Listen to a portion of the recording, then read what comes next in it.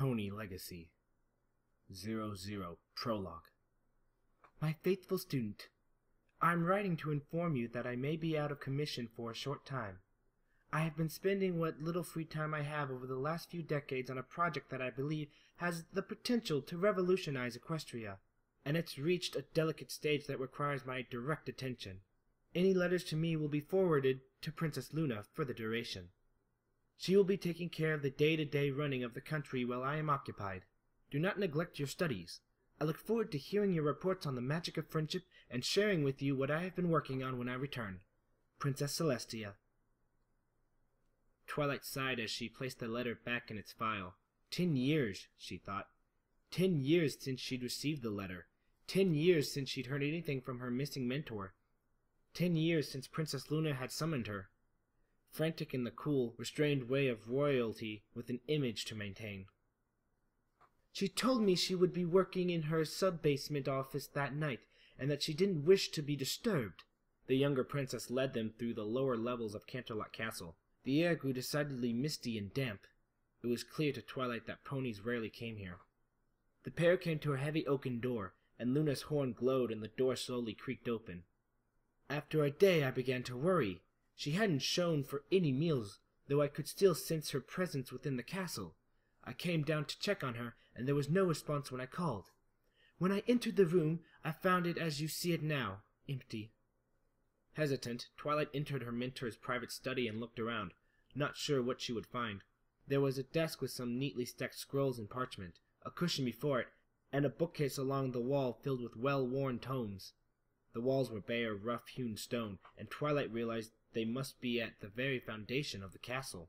When I have attempted to perform a locator spell on her, I am drawn here, but there is obviously no sign of her.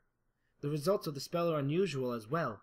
Rather than specific location, I get a generalized sense of her presence, but no direction to guide me to her. Twilight moved to the desk. Luna watched from the door and inspected the papers. They were riddled with bizarre language, words and acronyms she didn't recognize, and complicated diagrams filled with unfamiliar symbols, but she thought she could make out the basic idea. It looks like she was trying to construct some sort of calculation machine? That is the best I have been able to determine, Luna said, hints of sorrow and confusion tracing through her voice. My sister had not involved me in this work. I do know she had started it long ago, while I was still imprisoned. I personally lack the relevant knowledge or know-how to be able to understand her notes, and I have been reluctant to share them with any pony. My sister clearly wanted this kept secret, and for all I know, it could be dangerous to the wrong pony. I believe you may be the right pony. Twilight turned. Princess? Celestia spoke of you often. I know how impressed she was with your abilities and accomplishments, how proud she was of your progress. She trusted your implicacies, and therefore I do too. Luna bowed her head for a moment, then looked at the young mare before her with a steady gaze and a lone tear dripping down her muzzle. I brought you here to ask if you would take Celestia's notes, her research, and attempt to follow in her hoofsteps, as it were. I am 1,000 years out of date. It would take me decades or centuries to catch up to the point where I could hope to understand enough. You are knowledgeable, bright, and more familiar with my sister than any other pony.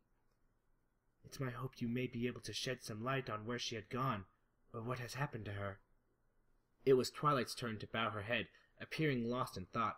When she looked back up, her eyes were shiny with tears, her brow furrowed with determination. Of course I will, Princess Luna.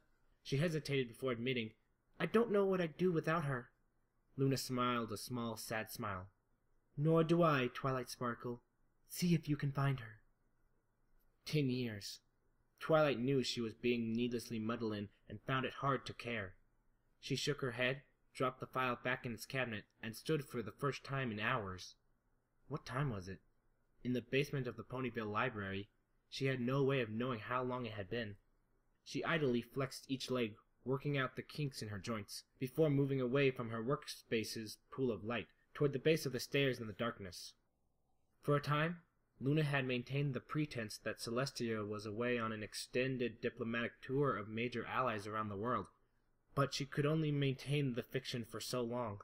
Twilight and the other elements of Harmony had stood with her when she announced that Celestia was, in fact, missing, and the Regent of the Moon would be assuming responsibility for Equestria. Many of her subjects reacted with heartbroken dismay at the news their beloved ruler was never returning, though Twilight took it as a challenge, a reason to redouble her efforts. Celestia's notes were intricate, impressive, and incomplete. Some intellectual leaps were required as Twilight worked through her research, and she worried that she may have missed things the ancient Alicorn had taken for granted. Partly, her worries were fueled by the nagging suspicion that it was too easy. Even with the gaps in the source material, everything had been laid out before her. She simply followed the trail. It probably helped that she'd always had a mild interest in more advanced technology, and she'd adapted her basement lab, unused since she had attempted to determine the roots of Pinky's unusual precognitive abilities, to her new line of work. At the top of the stairs leading from the basement to the library proper, Twilight turned and paused, looking out over the lab. The machinery all hummed warmly, and the large screen she had erected against one wall depicted an overhead view of Ponyville, updated by magic 60 times per second to create the illusion of real-time movement. It wasn't actually Ponyville, of course. She wouldn't need a room full of arcane equipment to power a simple scrying spell. She had used Celestia's technique to create a simulation of the small town and its inhabitants, and left it running constantly. She justified it as a long-term experiment to see how accurate the simulation could be. But were she completely honest with herself, she'd have to admit she had no idea what else to do.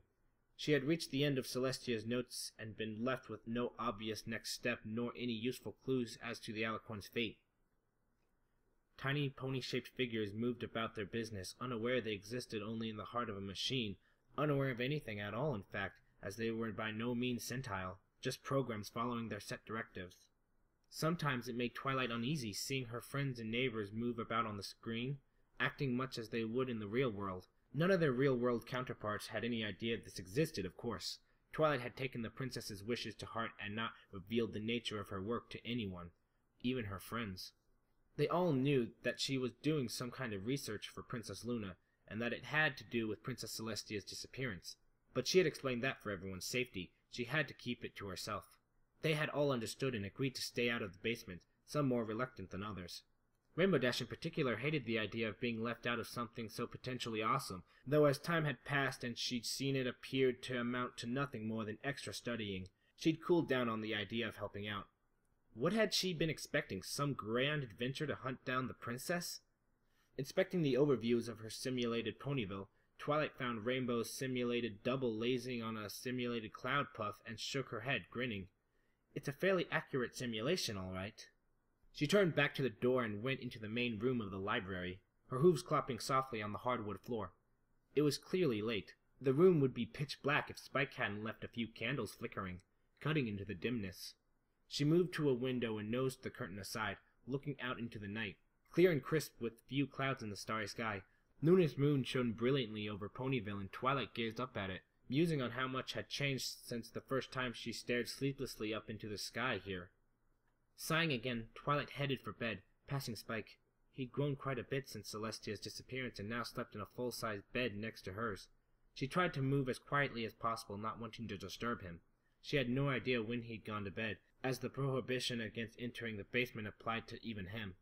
About to climb into her own bed, she froze, silent, as the bed behind her creaked. "Twilight?" Spike's voice sounded blurry with sleep. "Hey, Spike," Twilight murmured softly. "I'm sorry I woke you. Go back to sleep." "Okay, Twi." He yawned and rolled over, swaddling himself in his blanket. "Sweet dreams." "You too, Spike." She yawned as well and pulled herself into bed, settling beneath the covers, letting her eyes drift shut. She calmed her mind, allowing her thoughts to quiet in preparation for sleep. A sudden low rumbling snapped her eyes open, and she pushed herself up, startled. Across the room, Spike turned over in his sleep and let out a tremendous fiery belch. Even in her half-asleep state, Twilight reflectively ignited her horn and grabbed the note that formed out of the ashes in midair, bringing it over for her to read in bed. Spike slumbered on, obviously. Seconds later, Spike sat up in bed abruptly, startled awake himself by a loud banging noise. He looked around wildly as Twilight's bed was empty, the covers thrown back. Saw the front door of the library had been blasted off its hinges. Saw a single roll of parchment laying on the floor between the two beds. He jumped out of the bed and picked it up, unfurling it to read, and his eyes went wide. "No way!" "My faithful student, I need your help. Please come to my study. Princess Celestia."